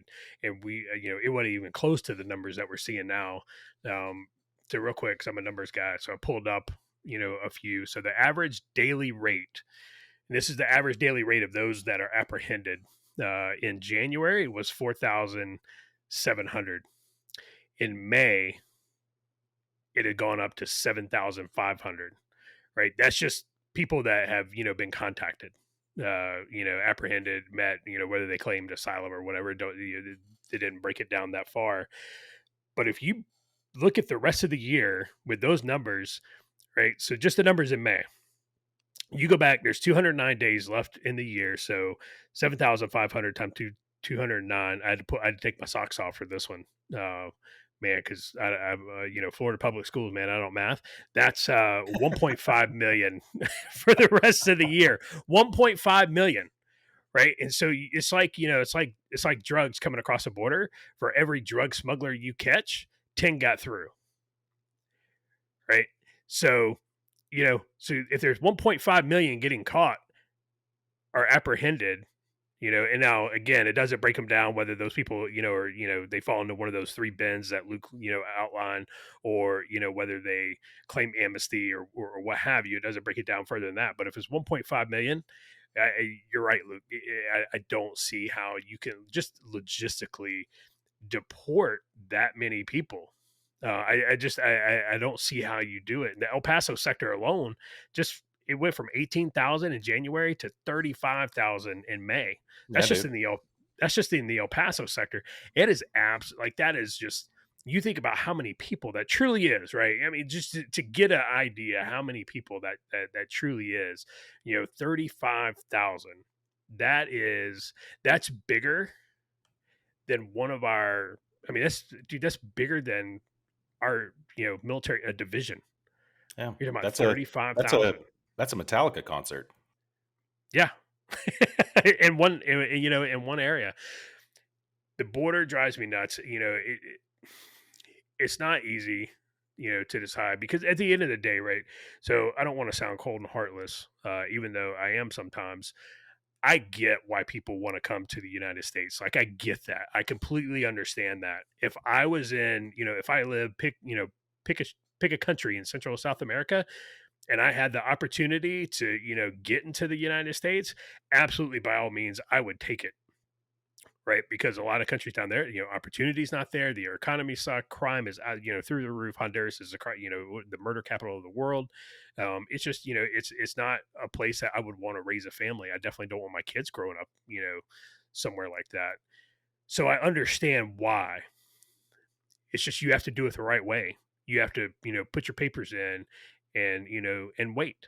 And that's just, you know, dude, if you do it legally, you wait, you come on in, you actually try and assimilate into the culture. You come in, you take that oath to become a citizen, you take your test, and you do your part, man. Absolutely, I am happy to have you here. Um, but with the way it is and the way things are, you just can't come across the border illegally and then claim asylum, which does it even meet the threshold of international law? International law states you have to claim asylum in the first country you come to after you leave yours. So unless you're coming from Mexico, you can't really claim asylum once you cross the border. So I'm sorry, El Salvador. There's a few countries in between you and us, you know, and so and not that that's going to be enforced at all. I don't know what the right answer is. I really don't. I don't think amnesty is the right answer. Um, I think what you have to do first before you do anything is you have to stop the bleeding. It goes back to think about medical training. One of the first things you do is like, hey man, I can worry about splinting your compound fracture on your leg, but if I don't stop that femoral artery from bleeding, it's really not going to matter. And so the first thing we have to do is we have to turn the faucet off. We have to secure the border. If that means that California, Newsom will never do it, but if that means Arizona and Texas have to call up and deploy the National Guard, then so be it. Call up and deploy the National Guard, and then force the federal government to come down there. Force the federal government to send federal troops down there to pull the National Guard off the border. You want to talk about getting that thing in court and getting it settled? Do that. Make the federal government do that. That would be absolutely crazy. That would be absolutely crazy. Could you imagine that happening? That'd be straight bananas. But the governors of Arizona and Texas have to do something. They have to get their borders secure. And if they don't do that, then nothing else is really going to matter. You got to get the faucet turned off first. You guys are in those border states, a little bit better than I do. What's going on and how it's being dealt with. But Roger, let me ask you this: do you see let's say the current governor, or let's say the new governor, once elections happen, let's say Kerry Lake gets into office, do you see the current governor, or Kerry Lake, activating the Arizona National Guard and putting them on the border? No, not in the numbers they need to. I mean, it just comes down to funding, manpower, other priorities, responsibilities, and you hit it on the head. It's going back to what we said before. It's the holistic approach. Okay, so yeah, you stop the bleeding, build the wall, have an immigration process that actually works. Now go to these third world countries and do what Trump did. To where you hold, hey, I'm going to hold back your aid until you start holding back your personnel, your illegals that are coming across the border, right? You turn away the asylum seekers that aren't coming from Mexico. When you do all that, the part of the border that you actually have to cover becomes much smaller. So now instead of having to cover, 800 miles of border, hey, maybe now you're only having to cover a 20-mile block, or a 20-mile section. Then it's a lot easier to use a National Guard. So again, it's a holistic approach to this thing. You got to use everything. And what's happening, and people, this is starting to make its way around here. And I think this might actually be working to the Democrats' disadvantage as opposed to what they initially thought. But I don't know if you guys heard of the Great Replacement Theory. And the Great Replacement Theory is essentially that you want to welcome in enough immigrants, illegal immigrants is really what it is, to shift right? The power in these states, especially in these red states, because the assumption is you let in a bunch of Hondurans, Guatemalans, Venezuelans, that they will vote Democrat. And so you come to a place like Arizona where we're kind of in the middle of the road anyway, and there's enough population shift that eventually they will become voters and they will become blue states. And I don't know that they're, at first you hear it because, they throw the name out there, but it's like, it's happening. I mean, I don't know that there's any other, term, there's any other excuse for what's going on or explanation for what's going on. What I do think, though, is happening, and Josh is typing this, he's reading my mind. Quinnipiac polls have Biden at 24% with Hispanics. What I don't think that they are looking at is that, hey, you're not getting a lot of these votes on the Democrat or on the left. Okay, a lot of them are becoming more and more independent, and even to the right, especially when you start talking about abortion rights. Okay, in the Spanish community, Latin American community, a lot of Catholics. You're not winning that vote, so there'll be more to see how this all plays out. I just wish they would take a holistic approach, and I'm like Josh. I don't blame the illegals for coming across. Hell, I'd come across that damn thing too. And if you sent me back, I'd come across again. And if you sent me back, I'd come across. Dude, I'd 5, 6, 7, 8, 9, 10 times. I'd have my kids on my back swimming the Rio Grande or whatever. I mean, that's just what I would do. And out here, we don't really, at least I don't see a lot of hostility towards the illegals. It's more towards the government. Congress has failed you. You do all those things that we just talked about. Hey, have an immigration process that works. I have no issues with people coming in and giving them a worker's visa, while they're waiting. Oh, by the way, if you get arrested, your ass is going back south of the border. But if you want to stay here, and file your paperwork and you want to work and pay taxes, right? I have no issues with that. You shouldn't be able to own a firearm. You shouldn't be able to vote. I mean, there are certain rights that we have as U.S. citizens. But other than that, it's like I don't have an issue with that. But again, it's far left or far right. You can't get away from it, and that's exactly what's going on now with gun control. I mean, I don't know if you guys are tracking or not, but there's live voting on the Hill right now for gun control, and basically you have the left that wants to ban assault weapons, which I still don't know what an assault weapon is. Trying to figure that one out. They want to boost background checks, which really the background checks are pretty good where they're at. The problem is people are lying. Okay. We talked about this before. People are lying. When you talk about private sales, and I think we've even discussed this in the past, like here is to the extent that I am willing to budge on gun control.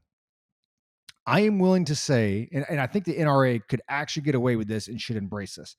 I am willing to say that if I want to sell a weapon privately or purchase a weapon privately, I have no issues with saying I have to go to an FFL to get that done. No issues at all. And I think if you're the NRA, you could, and the NRA and gun store owners would get on board with that, because who goes to a gun store and doesn't buy anything? Right. I mean, here's the thing. If you're the NRA and he's going to say, hey, look, you know what? We're going to pass a law that says that if I want to sell a weapon to Josh, hey, man, you just got to go to an FFL and you got to do the background check. You have the gun store owners embrace that, because I'm going to come in, I'm going to pay my $25 fee or whatever the hell it is, right? The transfer fee. They're going to run my background check. And oh, by the way, I'm probably going to buy a couple magazines and some other things to go along with it, and probably some ammo. I mean, the gun store owners commit, I have no issues with that. I think the background checks that we have in place are good. They're not enforced. That's the problem. It's enforcement of all this stuff. But when you look at the Democrats right now that want to ban assault weapons, boost background checks, again, I don't know what that means, and pass red flag laws, there's just no way. Yeah. What do you got, Josh? How many mass shootings have been carried out by guns who were purchased in a private sale? I'd probably say very, very few, very little. But again, that's my point, is that is or not my point. That's as far as I'm willing to go as far as budging on the 2A. I have no issues. So why budge on that if it doesn't do any good? I think it's a consistent law to say if you're going to buy, or it's a consistent requirement, which is what I would look at, consistency across the board. So, if you're going to buy a weapon from, what's the difference between me buying it from you? Because the reason that law is in place, a lot of it was for inheritances, right? People that were passing guns down, people passed away, this and that. So when they talk about this big loophole, and I'm with you, Josh, they talk about this massive loophole. Hey, how many of these mass murders or mass shootings have been carried out by some kid who inherited granddad's, AR-15? Okay, probably zero. All right, but it does show consistency across the board. It does show, background checks for every purchase, and I think it's something that the right can get along with. With that being said, and I'll throw it to Luke, and that's kind of my last piece. I'm going to read you, and don't time me on this. I'm going to read you 10 quotes. Okay, so I'm going to read you 10 quotes. This is why we cannot have an educated and constructive conversation about, and I don't even want to say gun control, but just our overall gun, laws, regulations, the disposition, everything is going on, right? This is why we can't even have this debate. We can't even have the discussion. And I'm gonna read these to you. Quote, well, my shotgun would do better for you than your AR-15 because you want to keep someone away from your house. Just fire the shotgun through the door. So you might kill a bad guy or you might shoot the pizza guy. Okay. By the way, Joe Biden said that. Some of these bullets, as you saw, have an incendiary device on the tip of it, which is a heat-seeking device. So you don't shoot deer with a bullet that size. If you do, you could cook it at the same time. Patricia Eddington. Okay. Now, here's the scary part. All of these are members of our government. All of these are members of our government, except for I think maybe one. Okay. So this is why we can't have this discussion. Okay. This is a ghost gun. This right here has the ability with a 30 caliber clip to disperse with 30 bullets within half a second. 30 magazine clip in half a second. Kevin De Leon. The Second Amendment only protects the people who want all the guns they can have. The rest of us, we've got no Second Amendment. What are we supposed to do? Louis Slaughter. I love this one right here. What's the efficacy of banning these magazine clips? I will tell you, these are ammunition. They're bullets, magazine clips. So the people who have those now, they're going to shoot them. So if you ban them in the future, the number of these high capacity magazines is going to decrease dramatically over time because the bullets will have been shot and there won't be any more available. Oh my God. Diana DeGette, halfway through. Well, if it can fire a lot of bullets very quickly, that's a good definition. And then you can argue what a lot is, okay? Let's say 3. If you haven't hit the deer with 3 shots, you're a pretty lousy shot. That deer deserves to get away. Michael Bloomberg. Because we know that the 2A was written for hunting, right? We lose 93 million Americans a day to gun violence. Terry McAuliffe, one of the reasons he lost in Virginia.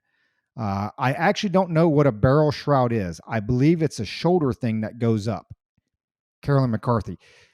She was trying to introduce legislation to block it. And one of the Republicans asked her, do you know what a barrel shroud is? And then that's what her reply was. I actually don't know what a barrel shroud is. As she's voting on this, I believe it's a shoulder thing that goes up. Almost done. We have federal regulations and state laws that prohibit hunting ducks with more than 3 rounds. And yet it's legal to hunt humans with 15, 30, and even 150 round magazines. Dianne Feinstein. I didn't know we could hunt humans. Interesting concept. And finally, it is easier for a 12 or 13-year-old to purchase a gun and cheaper than it is for them to get a book. Barry Obama. Those 10 quotes there by your lawmakers, that is why I won't engage in that discussion at all, because these are your lawmakers that are saying this. They are not educated on the subject. They have not taken the time to become educated on the subject. They are just a sounding board repeating and regurgitating whatever the MSM and the left tells them to do. So with that, I'll throw it to you, Luke. An assault weapon, Roger, is whatever they want it to be. And that's what's scary about it. Yeah. So this whole thing, I mean, you two know where I stand on it. I hear what Josh is saying about, hey, I hear what both you guys are saying. Roger, you're saying, hey, that's a law I'd go along with. And, as y'all heard, Josh chimes in with, well, it's ineffective because it doesn't matter, because this won't affect mass shootings. Yeah, I'm with both you guys. What I wonder is if the left really actually cares about this, like these high level political players, because at the end of the day, a mass shooting should be good for numbers for them. If the October surprise, God forbid, happens to be a mass shooting somewhere, boy, that's good for their numbers. But if they take away all the guns, if they come after the guns and we do another Brady bill or whatever it was, that's good for Republicans. So, I mean, do they really care? I'm sure some people do. I'm sure some people do. But I don't know if they really want guns off the street or not. I mean, all that gun violence in Chicago, that's Indiana's fault. I mean, whatever. Do they really care? Um, one of the things I still have not listened to the entire or read the entire transcript of Matthew McConaughey's little deal at the White House yesterday. And frankly, I don't give a rat's patootie about it. Matthew McConaughey is an actor. He had the opportunity to throw his hat in the ring to be the governor of Texas. And you know what? Honestly, he probably would have had a pretty good shot. He probably would have had a pretty good shot. Republican or Democrat. Better shot than Beto, that's for sure.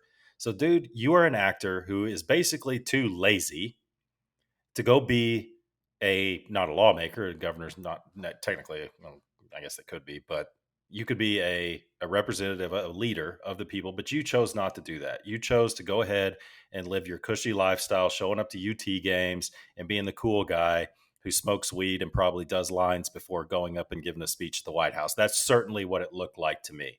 The guy was herky jerky and he was acting. The little spots I saw, of his little shtick up there, he was acting. And I have no doubt that when him getting up there and speaking in place of the White House press secretary made him feel really good. I'm sure that made him feel really good. But what did it really do? He's a Hollywood actor influencer. I don't care what comes out of his mouth. I don't care. If he was running for governor or something, I might give it a little more heat. But I don't care how good the speech was. He's a freaking actor. It was a publicity stunt. That's all it was. And I hope I would say the same thing if Ron DeSantis got some actor, if he was president, if he got some actor up there to give a little stump speech based 100% in emotion. So, Roger, you had your hand up. What's up?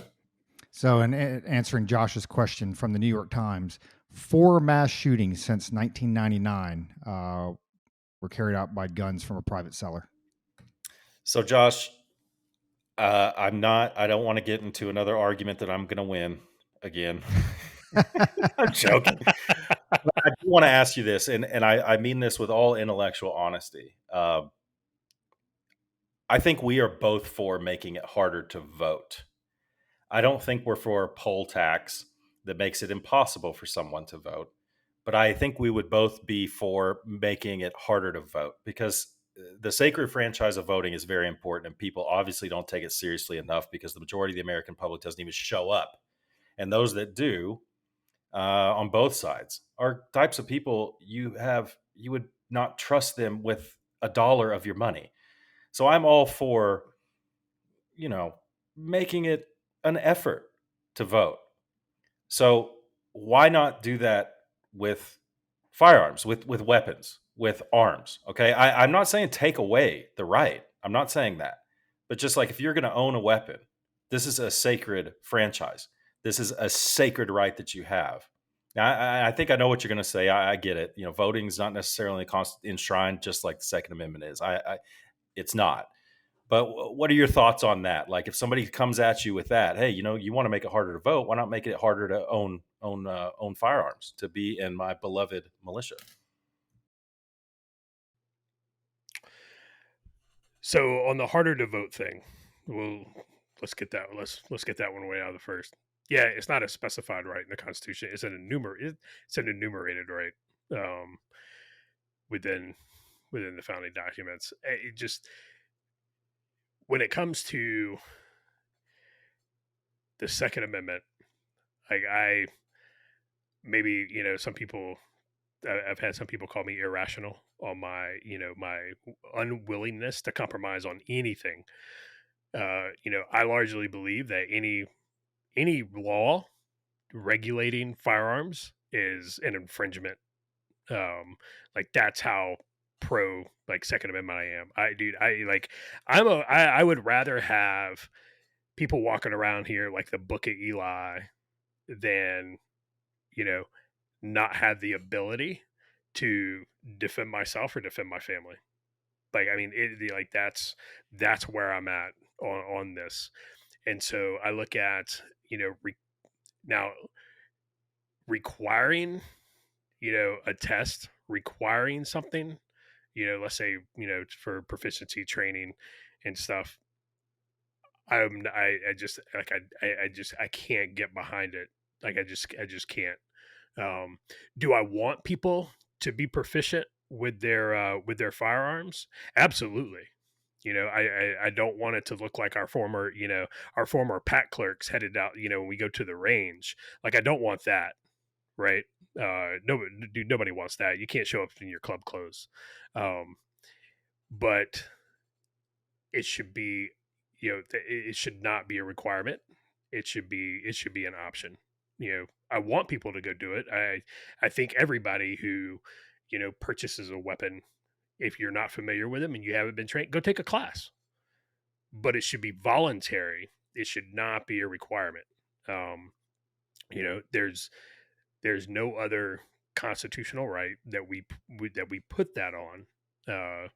You know, if you want to talk about the voting, uh, you know, make it a requirement that, and make it part of the curriculum, and in school, right? You have to take this class, right? We used to call it civics.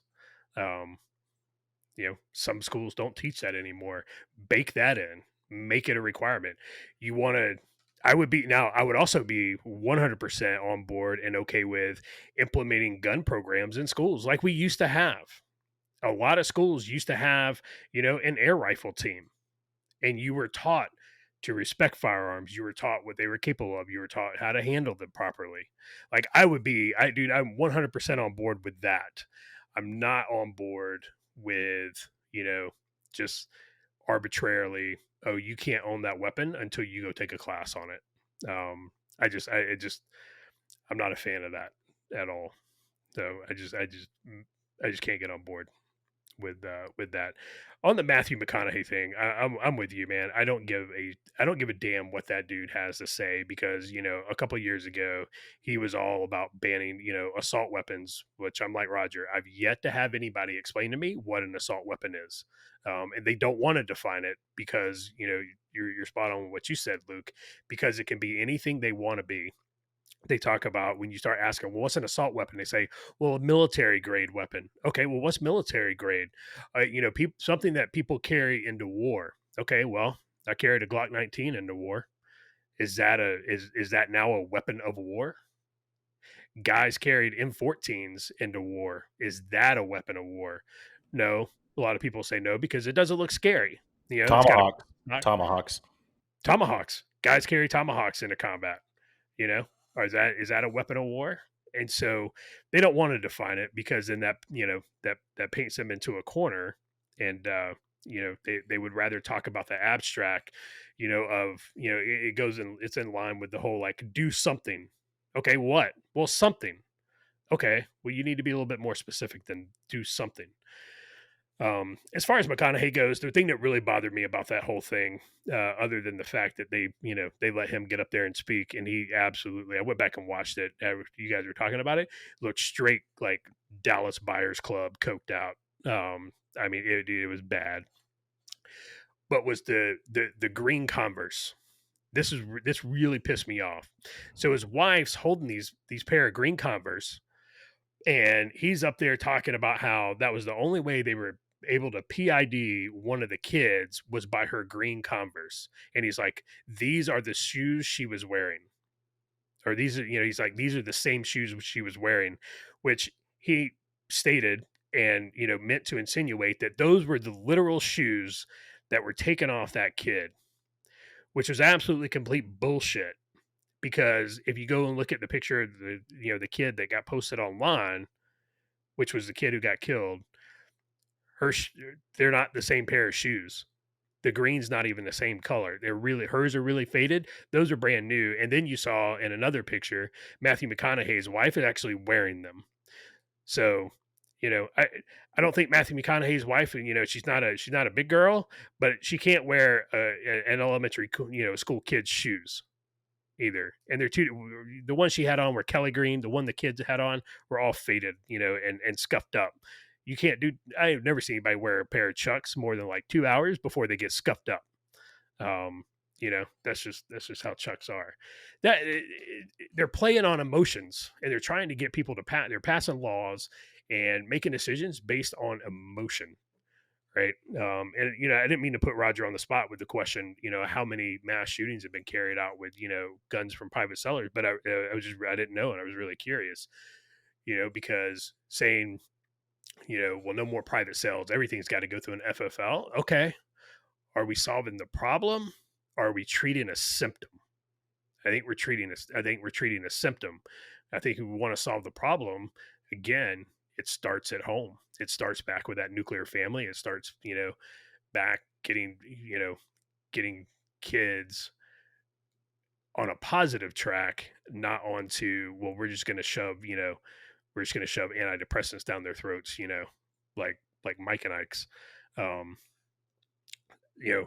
I would be curious to know what this guy who just showed up, at Brett Kavanaugh's residence, who was arrested with a gun, with, he had zip ties and other stuff, and they are charging him with attempted murder of a federal judge now. I would be curious to know, was that guy on any medication at all?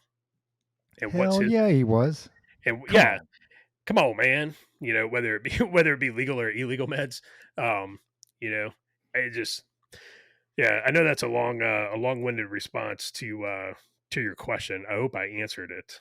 So I I'll hand it expect back over to nothing you. less. I expect nothing less, Josh, than a long-winded response, a long-winded, cogent response, which you never fail to provide. So well done, well done with your guns.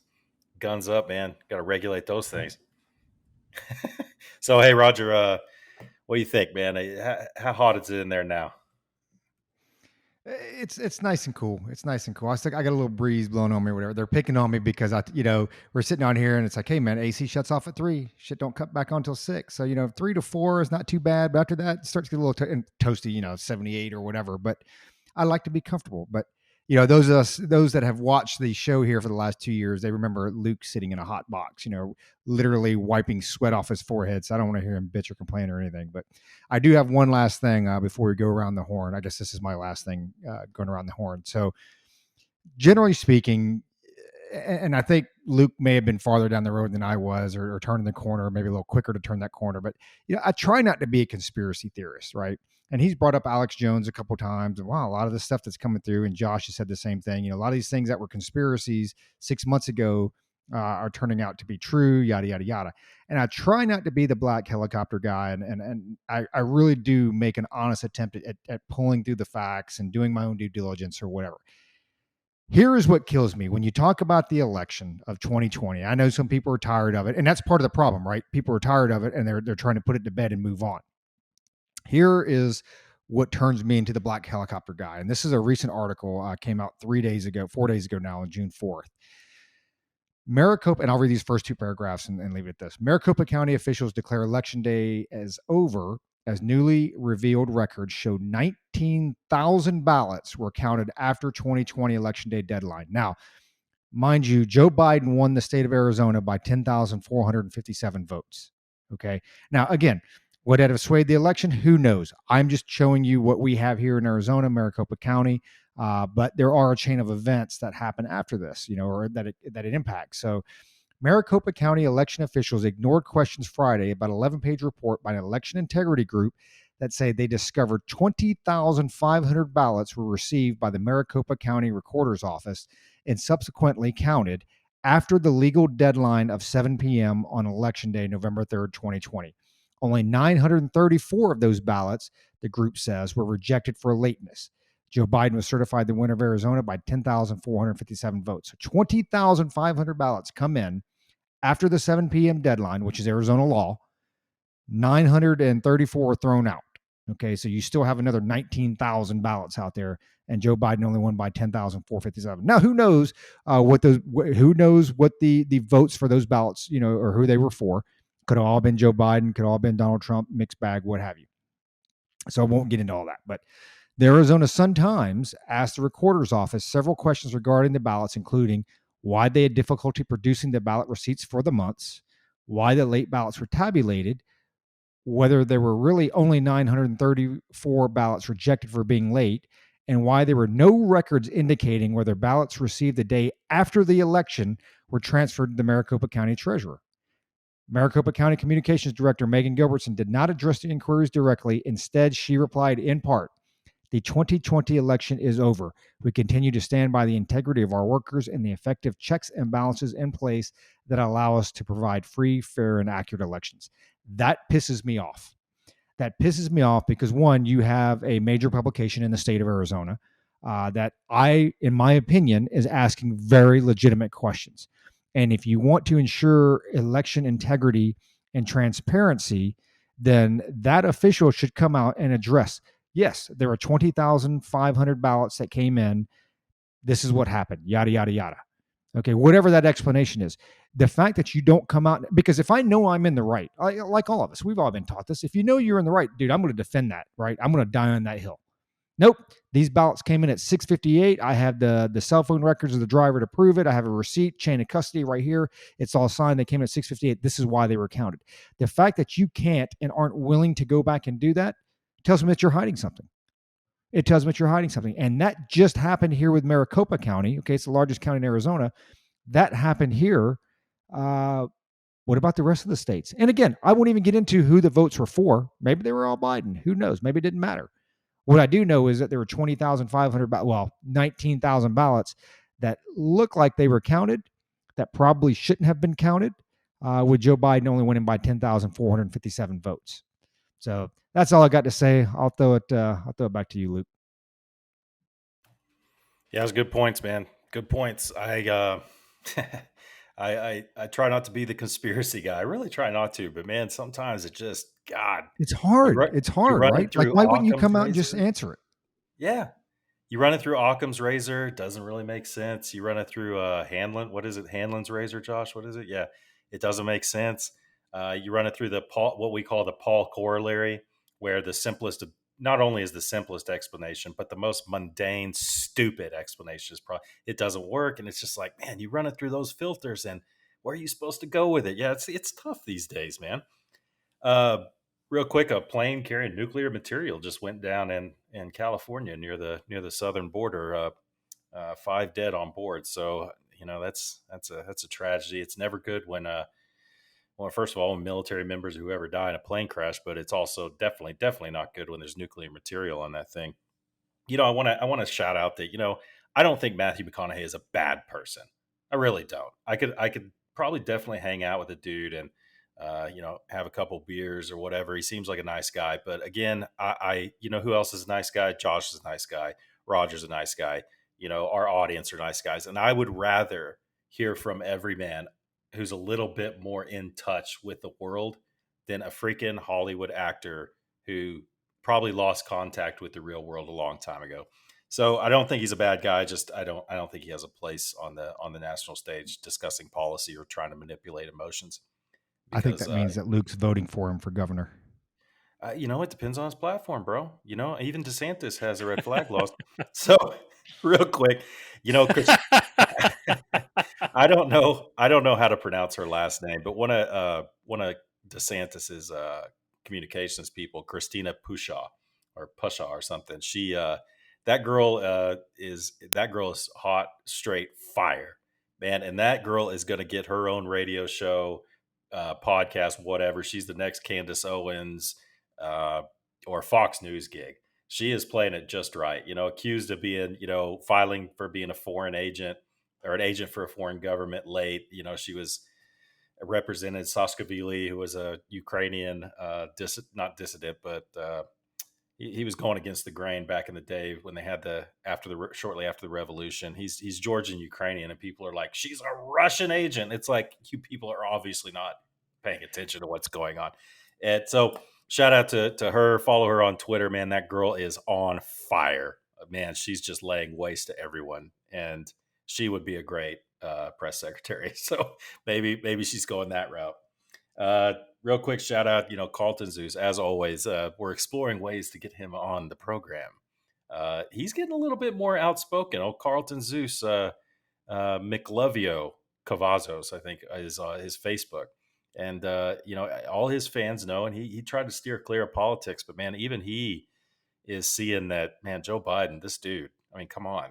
I mean, can't we all just acknowledge that? Can we all agree that he's not all there? So check him out on Facebook, Twitter, www.carltonzeus.com. Appreciate him letting us use his music. I have no idea why he still lets us do that. Shout out to Grant. Being in Odessa, Grant spent a lot of time here growing up, and I think that made him part of the man he is today, for better or worse. So, Grant, I know you're listening. Shout out. Shout out to Russell. We're going to shout him out again next week, so he didn't get much. And, of course, Dylan has some really good feedback for the podcast. Appreciate that. And, Josh, that's all I have for this week. Close us out. Yeah, man. So a few quick shout outs. Hey, Jason and Isaac, the Cajun Conservative out in Louisiana. I appreciate you guys listening and engaging with us. Shout out to Graham Cracker. You know who I'm talking about here in North Carolina. Thanks for listening. And shout out to Brandon out in Kansas. Thanks for listening while you're riding around on the combine. Hopefully we'll see you later this year. So that's going to do it for us, folks. Don't forget, like Luke said, go get over, check out Carlton Zeus, Apple Music, www.carltonzeus.com. Get over to www.culperscanteencup.com. Check out the blogs. We've got a few up. And there's some more to come. Like Luke said, I'm going to try and break out a detailed Sussman one about what's going on and why you should care, even though some of you don't. Not our listeners, but there's some folks out there that don't, that probably should. So that's going to do it for us. Until next time, keep your canteen cups full and tightly secured.